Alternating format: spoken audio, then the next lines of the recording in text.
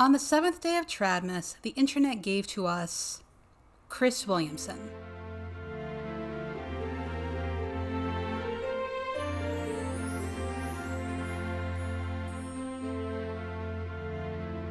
Hello, and welcome to the 12 Days of Tradmas. If you're new around here, my name is Kit, and Tradmas is a series I do in December where I talk about the harmful beliefs and ideas promoted by certain influencers, content creators, and so on. Basically, my normal content, but more of it and with a festive flair. And today, we're discussing Chris Williamson's thoughts on dating. Per his wiki, Chris Williamson is a podcaster and YouTuber. He appeared on the first series of Love Island, has been a model and nightclub promoter, and since 2018 has hosted Modern Wisdom. He has a degree in business management and a master's in international marketing, neither of which he spoke about when, in 2023, he went on The Diary of a CEO and spoke about the shocking new research on why men and women are no longer compatible, with the thumbnail title reading, "Masturbating is Damaging You." I don't usually like to react to things over a year old, but Chris said a few things that made me go, wait, what? And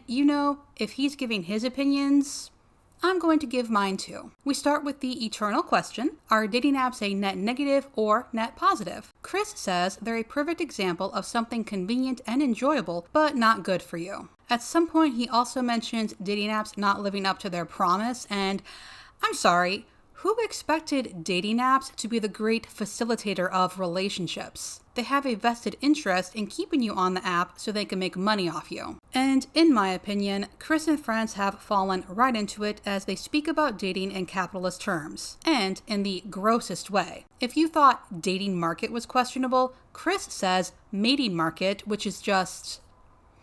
please don't. Anyway, Chris is concerned about the sexless men. 1 in 3 men between the ages of 18 and 30 hasn't had sex in the last year. That tripled from 8% to 28% from 2008 to 2018.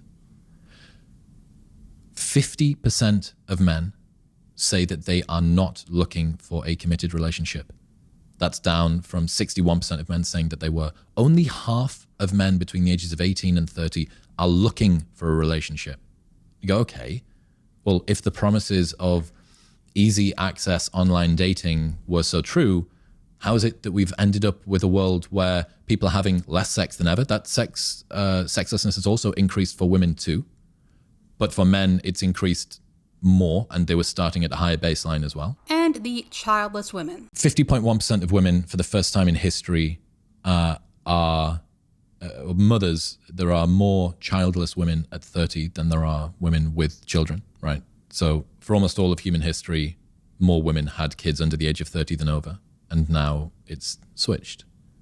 There's a study from Morgan Stanley that says by 2040, 45% of 25 to 45-year-old women will be single and childless. Steve, the host, asks what's wrong with these outcomes, and TLDR, Chris thinks some people are just fine without a partner, but having a partner is the healthiest thing you can do, even above quitting smoking and drinking. I would like a source for this, and if Steve is going to have experts on his show and let them speak at length without serious questioning, he should ask for their source in the show, or at the very least, put it in the description box. I shouldn't have to look up every bizarre claim Chris makes. On that note, I love this. Both sides of the aisle, both men and women, are retreating from relationships and finding ways that they can justify this.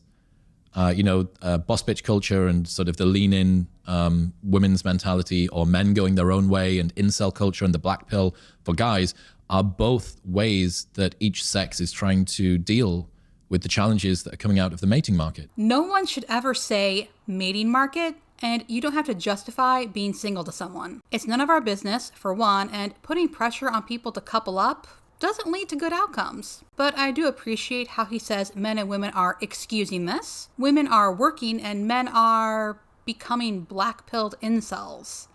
Those two things aren't comparable. Speaking of which, part of the reason we're in this situation, per Chris, is the increase in female achievement and education and employment. I know there are more women than men in college these days, but... Women on average between the ages of 21 and 29 earn £1,111 more than their male counterparts. I found the source in a Guardian article from 2015, and Chris left out a bit. When aged 22 to 29, women earn an average of 1,111 pounds more than men, but the roles are reversed with a vengeance once 30 is hit. And of course, in the US, women still earn less than men on average. The study about some young women in some cities, and I do mean some, 22 out of 250 metros, earning more than men hasn't changed that. Moving on, Chris says women are roughly twice as likely as men to say that they will value financial prospects in a partner, and 78% of women say that a stable job is something important for a partner to have, while only about 45% of men say the same thing. I found a source for the 78% claim, a Washington Examiner article from 2022 linking to a CNN Money article from 2014, which references but doesn't link a Pew Research study. For anyone wondering, the top thing on men's minds in the study was similar ideas about children. Moving on. For a man to increase his rating on a 10-point scale by 2 points, he requires around about a 10-fold increase in his salary. I found a 2017 study, and the participants were from local universities, and altogether, less than 500 people were involved. Also, 160 female subjects did this task with salary information included. Some of the subjects only took part in one task, so not every female involved ranked the males with and without salary. I'm not sure how you can thus conclude that more money equals more attractive, but then I'm also not sure you can conclude this with such a small sample size. Anyway, Chris brings this up to say that women are concerned with a partner's socioeconomic status more than men are, and in short, if women are doing better than men, who are they going to date? Chris talks about hypergamy and the tall girl problem, and just, dude. What this causes is a very large group of men toward the bottom of this distribution to be essentially invisible to women. It causes a very large number of women, an increasing cohort, to compete for an increasingly small group of turbo-chad super performers at the top. These guys, the super high value guys, have a wealth of options, so they are commitment averse. Why would they decide to sit down with one girl for the rest of time when they have this wealth of options, which can cause them to use and discard many of these women, which then causes most of these women to resent men overall.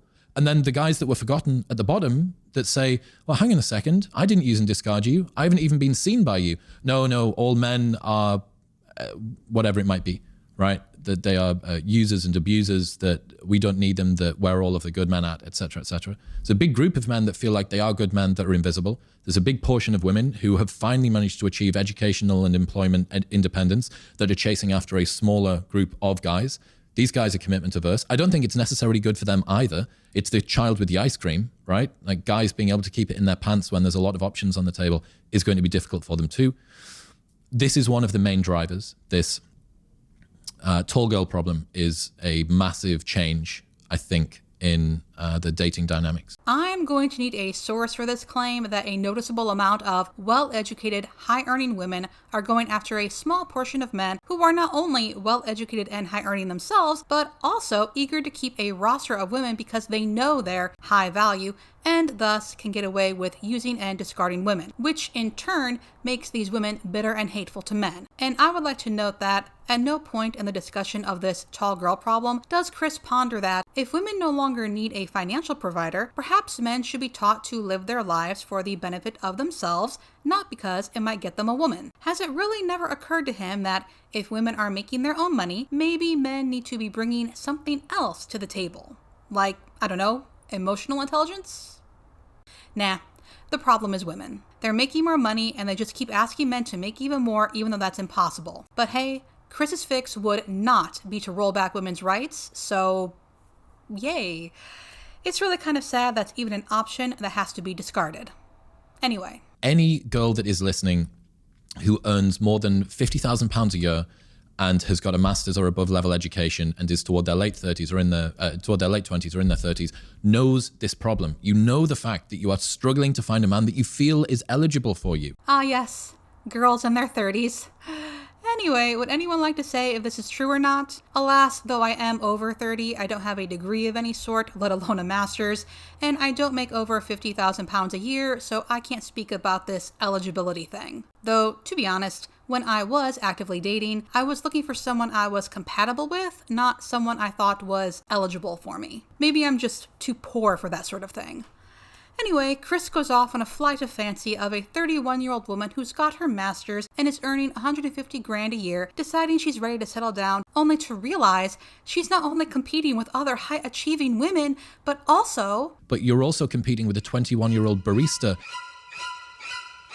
who still lives at home with her parents for this small cohort of guys. High-achieving men aren't marrying baristas. I found a fun little Bloomberg chart from 2016 about who tends to marry who, and though baristas aren't on the list, cashiers and maids tend to marry truck drivers and laborers. Physicians, surgeons, lawyers, and judges tend to marry nurses and teachers. I'm sorry, but working at Starbucks is highly unlikely to land someone a wealthy, well-connected spouse. And I am baffled by people who hear this and believe it. Do they really think men are so shallow they don't care about a woman's interests or life? They just want someone young and hot? That doesn't mean someone working as a cashier or whatever can't be intelligent or have something in common with someone in a higher tax bracket, but that's not what these folks are talking about when they wax poetic about how, if a woman is young and attractive, she can be a McDonald's cashier and men won't care. We know exactly what they're saying, and I'm disappointed Chris is perpetuating it. Though I did see him described as red pill adjacent, so I shouldn't be surprised. Anyway, we should feel sorry for those women, and Chris thinks we should turn the temperature down on the discussion because it's not a competition of who is more of a victim, and we should find a way to raise men up without bringing women down. Chris seems to be under the impression that we're in a society that has already achieved equality. And on that note, his solutions are to start boys in school a year later and to start pedestalizing motherhood again.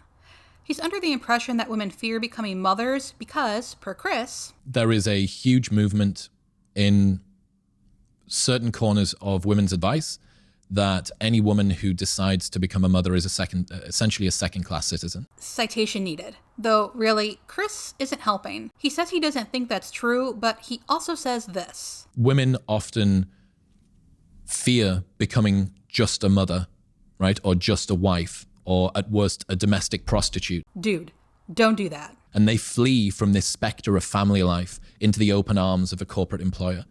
And laughably, we call this process freedom. And don't do this either. And yes, financial freedom is freedom. And you're really not helping your case by referring to women who stay home as domestic prostitutes.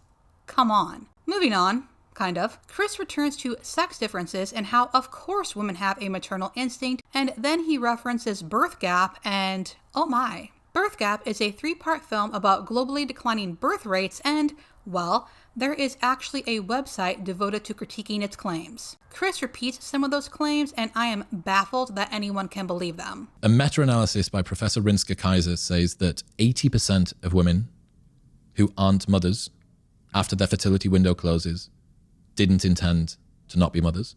It's involuntary childlessness. That is not true. From Birth Gap Facts, none of Dr. Renska Kaiser's research supports the 80% statistic cited in the film. Not only does her 2010 research have no reference to the 80% statistic, it is not a meta-analysis. She did analyze 2006 data in the Netherlands and found that among women who were childless at age 45, 55% were voluntarily childless, as defined by researchers as not wanting children, and 45% were childless for medical or other circumstances. Chris goes on to mention support groups for women who wanted but didn't have kids, and it's so painful to hear the prospect of a woman that wanted to have a family and couldn't.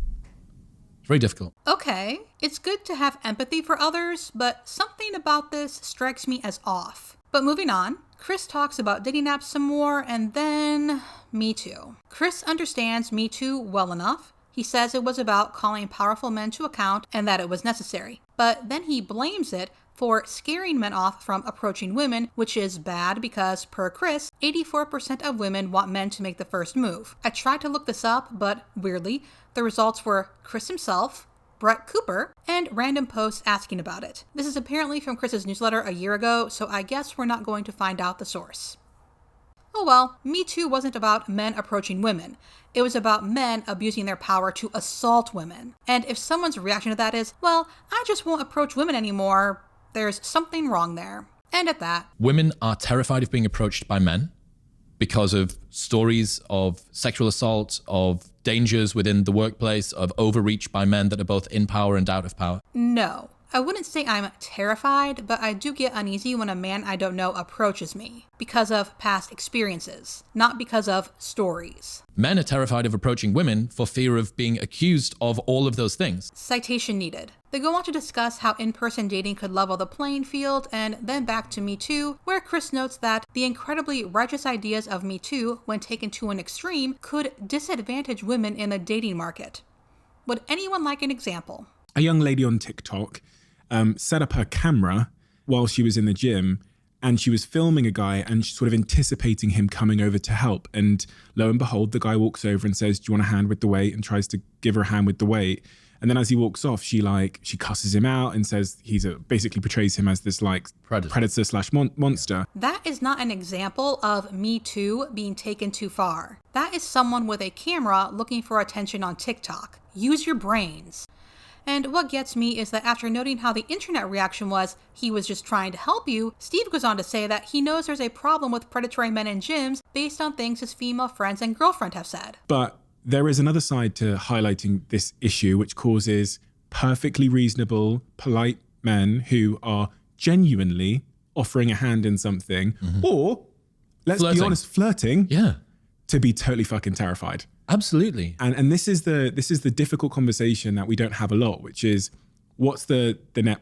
We can see the net positive of that. We can see the positive side of that. But what is the downside? Everything in life has a cost. Is that now that we are scared to broker conversations with strangers through fear of being put on blast on TikTok? Me Too didn't make people scared of being put on blast on TikTok. That's our attention economy and people hoping to make some easy money on socials. If you optimize for absolute safety, what you're going to end up with is nobody ever approaching a girl in the gym. Now, I don't know, maybe there are girls that say, do you know what it is?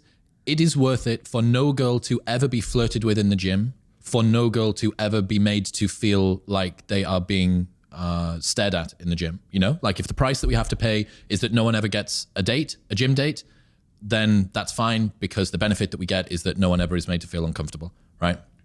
A few things to say on that. We're talking about women being assaulted, and he's whinging about dating. It's reminding me of being a kid where if you didn't want to play with someone, they take their ball and go home, declaring they'll never bother you again. Believe it or not, you can approach someone, talk to someone, ask someone out without being creepy. And if you don't think you can, well, that's something to work out in therapy. And honestly, Chris is worried about men being sexless and women not having kids, but are they worried about it? Per Chris, men are just pot smoking their way through video games without a care in the world. The one who's worried about their relationship status is Chris. I do appreciate that Steve asks Chris how men can be better, and I do appreciate Chris's response. Don't stand super close to her, don't do it in a dark alleyway, don't stare for ages without saying anything. And then we talk about Bill and Melinda Gates. Melinda Gates works for Microsoft. Bill is the founder and CEO. Bill sees Melinda around the office. This is in the 1980s. And he thinks, wow, yeah, she's a bit of all right. So he decides to ring her and say, Melinda, it's Bill. I wondered if you wanted to go out with me one evening. And she said, when? When are you thinking? He says, how's 3 weeks tomorrow? She said, Bill, I don't think that you're spontaneous enough for me. I don't think that this is going to work. Put the phone down. 30 minutes later, he rings back and says, how's this for spontaneous? You've got the rest of the day off. Let's go on a date. 2023, founder CEO of large tech company rings receptionist asking her to date him, and after she says no, rings back again, pulls her out of work and takes her on a date. Game over, right? Done. Where is the line in between Bill Gates and Harvey Weinstein? Chris goes on to try to spin it as two coworkers being excited to see each other at the water cooler and being unable to progress beyond that. But sorry, there is a difference between coworkers and the CEO. There is a difference between coworkers and the CEO asking out the lowest paid employee. Do they know they can say no? Will there be retaliation if the date doesn't go well? Given everything wrapped up in American employment, it's not only your wage, but also your health insurance, your retirement. I would bet most people wouldn't feel comfortable saying no to spending time with the CEO after hours. But as for the question at hand, the line between Bill Gates and Harvey Weinstein was that Harvey wanted women to sleep with him so they could get a job and not be blacklisted in the industry. Does Chris really not understand that? Moving on to men, Chris thinks they're sedated by porn, social media, and video games, and that's bad. I don't think it's good to spend life wrapped up in porn, social media, and video games, but his example is, how shall we say, out of this world. Given the choice between a society of men who are dangerous and a society of men who are sedated, right now, the group of sedated men are ever so marginally better. But the only reason for that is that we're at a time of peace, right? If there was an alien civilization that came down to Earth today, the best thing that we could do would be to switch off all porn, turn off all social media. You want men to be angry. You want men to be riled up when there is something that they can direct that anger at. I like the assumption that aliens would be trying to invade, and also how, apparently, you would have the option to do something about it, or you could just continue life as normal. Come on. If aliens invaded Earth, does Chris really think everything he believes is sedating men would still be readily available? He doesn't think signals would be jammed or anything? Anyway, that is Chris Williamson. More data needed, but something is off. And that's it for the 7th day of Tradmas. Thank you so much for watching, and I would like to give extra thanks to my patrons. My socials and Patreon are linked below, along with sources and resources, and I'll see you in the next video.